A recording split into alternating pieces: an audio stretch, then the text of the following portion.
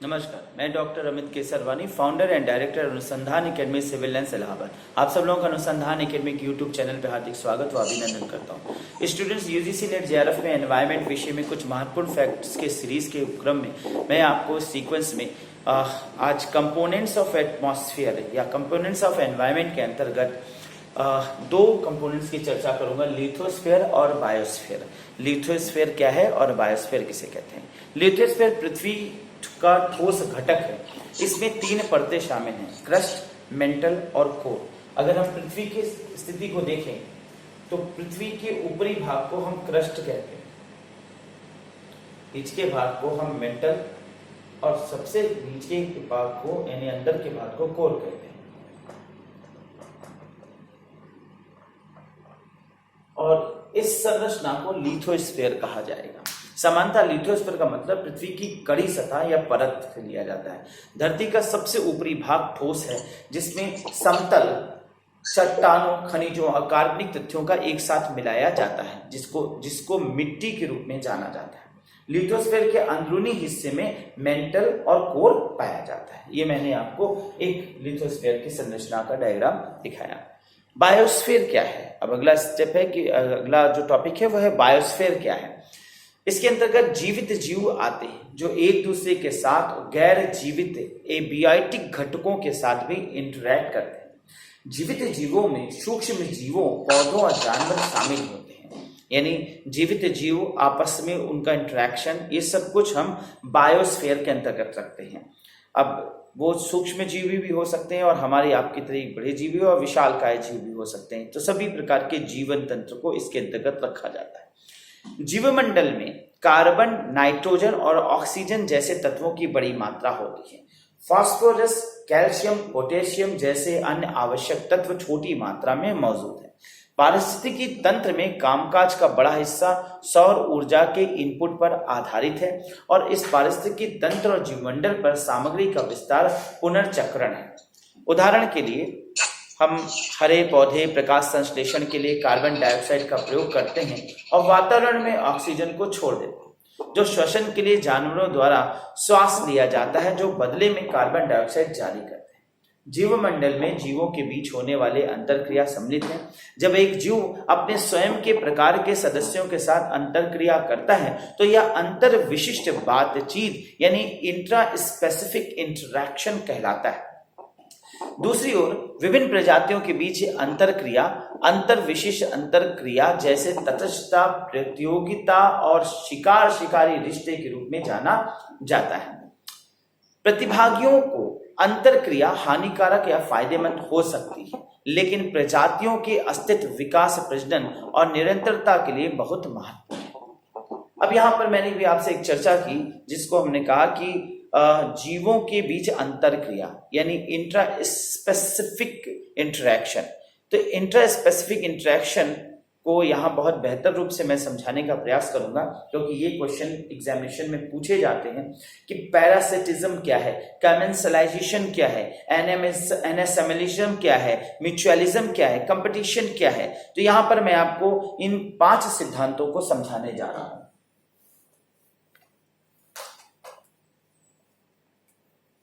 जीवों की अंतरक्रिया में ये 5 सिद्धांतों को ध्यानपूर्वक समझिएगा। सबसे पहले हम पैरासिटिज्म की बात करेंगे।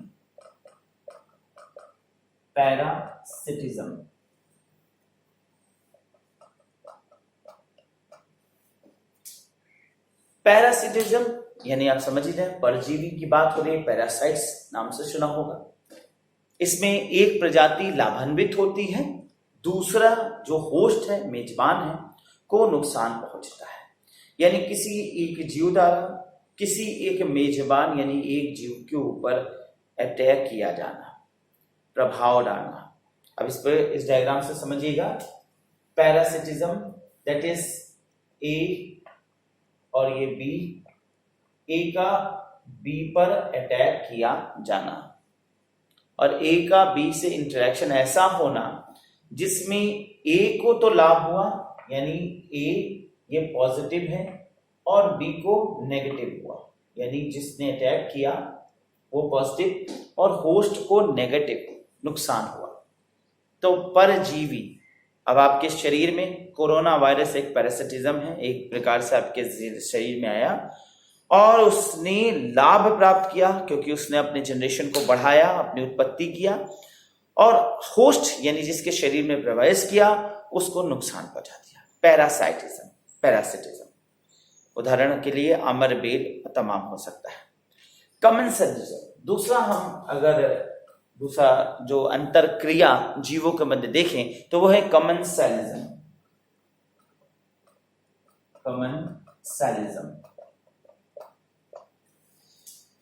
इस सहभागिता में एक प्रजाति लाभान्वित होती है तथा अन्य तटस्थ होती है, अर्थात वह ना तो लाभान्वित होती है और ना ही उसे नुकसान पहुंचता है। समझने का प्रयास करिएगा। एक प्रजाति लाभान्वित होती है, ए प्लस है, और बी को प्लस माइनस में रखा जाएगा, बी को प्लस माइनस में रखा जाएगा। उदाहरण के लिए एग्रेट और कैटल। अब एग्रेट क्या है? एक प्रकार से पक्षी जीव है, पक्षी प्रजाति का एक समुदाय का जीव है जो कि मवेशियों के ऊपर बैठता है और मवेशियों के ऊपर बैठकर वो उनकी शरीर के ऊपर से कीड़ों को चुनता है। अब यहां पर उन कीड़ों से को चुगने से मवेशियों को फायदा हो, वो एग्रेट को फायदा हो रहा है, यानी पक्षी को फायदा हो रहा है, परंतु वो होस्ट को नुकसान नहीं पहुंचा रहा है और ना ही होस्ट को किसी प्रकार का विशेष बेनिफिट हो रहा है।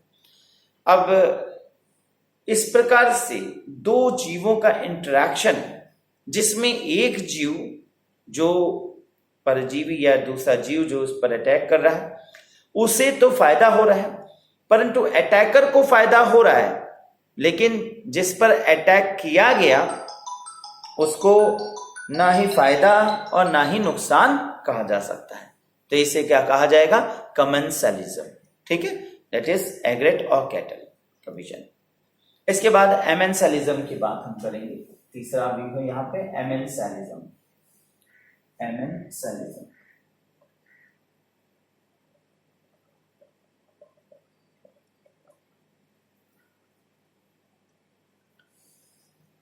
इस सहभागिता में प्रजाति को नुकसान, एक प्रजाति को नुकसान होता है लेकिन दूसरा तटस्थ रहता है।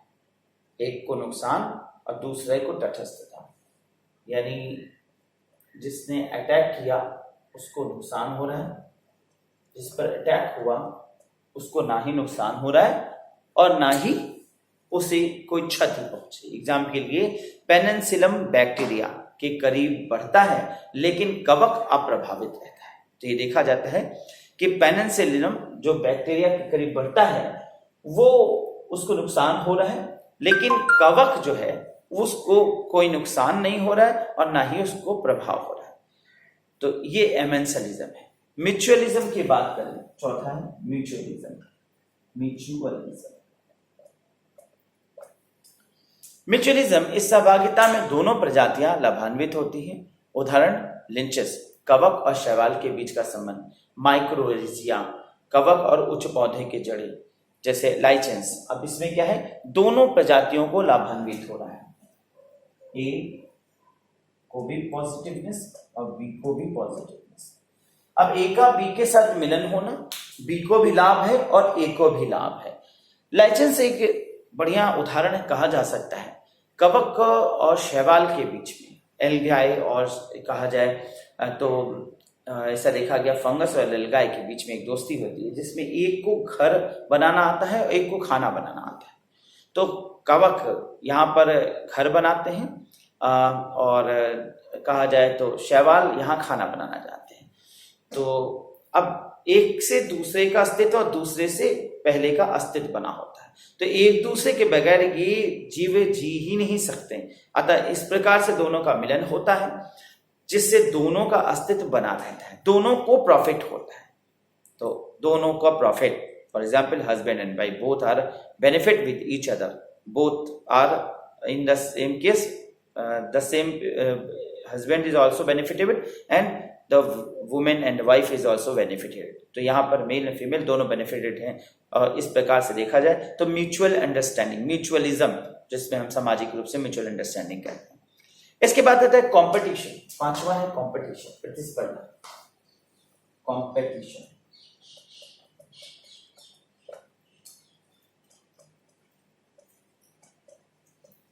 देखिए कंपटीशन जो है वो एक दूसरी स्थिति है, एक ऐसी अंतर प्रक्रिया के रूप में इसे परिभाषित किया जा सकता है जिसमें एक प्रजाति की स्थिति अन्य प्रजातियों की उपस्थिति में काफी कमतर होती है, यानी एक दूसरे की स्थिति में अपने आप को कमजोर महसूस करेगा, या एक सुपीरियर हो जाएगा दूसरा लोअर हो जाएगा, एक को बेनिफिट होगा और दूसरे को नुकसान पहुंचेगा। इसे कहेंगे कंपटीशन, जिसमें हम एक प्रजाति को बेनिफिट देख रहे हैं, दूसरे को नुकसान। यानी ये ऐसी स्थिति हो सकती है या ऐसी स्थिति हो सकती है, बोथ में, या ये स्थिति या ये स्थिति, कोई भी एक स्थिति हो सकती है। जैसे कंपटीशन में आप किसी के साथ कंपटीशन कर रहे हो, प्रतिस्पर्धा कर रहे हो, तो आप दूसरे से कमजोर हो सकते हो या दूसरे से आप मजबूत हो सकते हो। इसमें हानि नहीं हो रही है, यहां पर सिर्फ तुलनात्मक रूप से देखा जा रहा है कि एक सशक्त होगा और एक अशक्त होगा, यानी उसकी तुलना में वो कमजोर होगा। तो मैंने आपको यहां पर एक बेहतर अंडरस्टैंडिंग बताने का प्रयास किया, पैरासिटिज्म, जिसमें एक को प्रभाव फायदा हो रहा है, दूसरे को नुकसान हो रहा है। कमेंसलिज्म, जिसमें एक को फायदा तो हो रहा है लेकिन दूसरे को ना ही नुकसान हो रहा है और ना ही फायदा हो रहा है। एमेंसलिज्म में एक को नुकसान है, दूसरे को ना ही फायदा है और ना ही नुकसान है। म्यूचुअलिज्म में दोनों को फायदा है।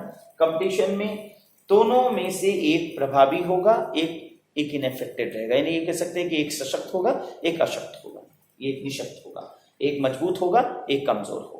सिर्फ इतना है, लेकिन नुकसान और फायदा वाली दृष्टिकोण नहीं। ये मैंने आपको पर्यावरण में, प्रकृति में दो स्पीशीज के आपस में इंटरेक्शन होने की स्थिति में क्या, कैसे, किस प्रकार से ये आपस में एक दूसरे के साथ इंटरेक्ट करते हैं, इसको मैंने एक्सप्लेन किया। आपको पसंद आया तो अच्छा लगे तो लाइक करिएगा, वीडियो सब्सक्राइब कीजिएगा और बेल आइकॉन दबाना ना भूलिएगा। ठीक है, मैं इसके साथ ही अगले वीडियो में आपसे फिर मुलाकात करूंगा, इकोसिस्टम पे चर्चा करूंगा। नमस्कार।